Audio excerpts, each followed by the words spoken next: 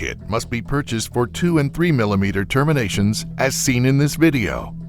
Always wear safety glasses and properly dispose of fiber shards when handling and cleaving optical fibers.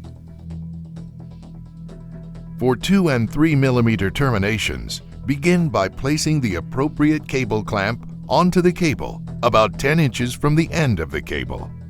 Insert the appropriate boot onto the cable. Remove 70 mm of cable jacket. Strip 35 mm of 900 micron and 250 micron coating off.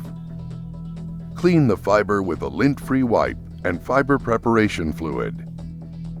Place the fiber into the CT30 cleaver at the 10.5 mm cleave length. Close the clamp. Push the cutting lever downward to cleave the fiber. Next, take the Fast SC connector and squeeze the top and bottom of the wedge to ensure that it is engaged. Insert the fiber into the connector. Create a slight bend to maintain contact. Release the wedge clip by squeezing both sides and remove the wedge clip.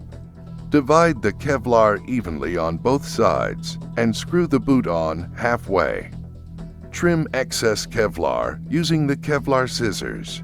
Now, screw the boot on completely and the termination is complete.